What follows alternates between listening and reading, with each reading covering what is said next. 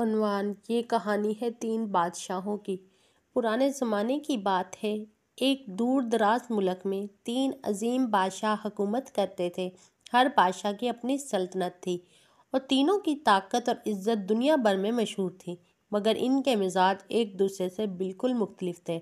پہلا بادشاہ شاہ غرور بے حد مغرور اور خود پسند تھا۔ وہ سمجھتا تھا کہ اس کی عقل اور طاقت کا کوئی مقابلہ نہیں۔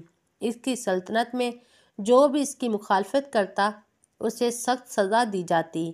ایک دن ایک بوڑھا درویش اس کے دربار میں آیا اور کہا، بادشاہ سلامت، غرور کا انجام برا ہوتا ہے، عاجزی اختیار کریں ورنہ آپ کی بادشاہت ختم ہو جائے گی۔ شاہ غرور ہنسا اور بولا، میرے جیسا طاقتور بادشاہ کبھی نہیں ہار سکتا۔ مگر جلد ہی دشمنوں نے اس کے غرور کا فائدہ اٹھایا۔ وہ اپنی طاقت پر اتنا بھروسہ کرتا تھا کہ جنگ کے دوران چوک گیا اور دشمنوں نے اس کی سلطنت پر قبضہ کر لیا۔ اس کا غرور اسے لے ڈوبا اور وہ قید میں ڈال دیا گیا۔ دوسرا بادشاہ شاہ انصاف بے حد مصنف اور رحم دل تھا۔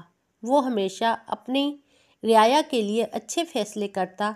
اس کی سلطنت میں کوئی بھوکا نہیں سوتا تھا اور وہ لوگ خوشحال تھے۔ مگر ایک دن اس کے وزیر نے اسے مشورہ دیا، بادشاہ سلامت، آپ اتنے رحم دل ہیں کہ دشمن آپ کی نرمی کا فائدہ اٹھا سکتے ہیں۔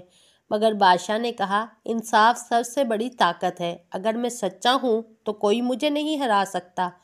اور سچ یہی تھا۔ جب دشمن نے اس پر حملہ کیا تو اس کی رعایا نے خود اس کی حفاظت کے لیے ہتھیار اٹھا لیے۔ وہ دشمن کو شکست دینے میں کامیاب ہوا اور اس کی سلطنت ہمیشہ قائم رہی۔ تیسرا بادشاہ شاہ دانائی بہت عقل مند تھا۔ وہ ہمیشہ کتابیں پڑھتا اور علم حاصل کرتا۔ اس کا ماننا تھا کہ طاقت اور دولت آتی جاتی رہتی ہے مگر علم ہمیشہ باقی رہتا ہے۔ ایک دن ایک مسافر اس کے دربار میں آیا اور پوچھا، بادشاہ سلامت، آپ کی بادشاہت کا راز کیا ہے؟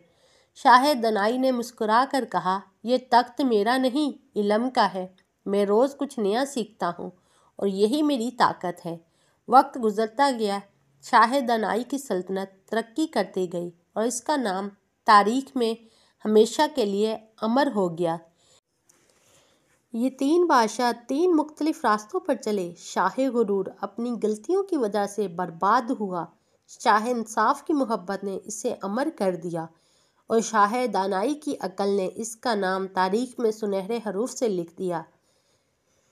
غرور انسان کو گرا دیتا ہے، انصاف انسان کو عزت دیتا ہے، علم ہمیشہ زندہ رکھتا ہے۔ تو پیارے دوستو، آپ کو یہ کہانی کیسی لگی؟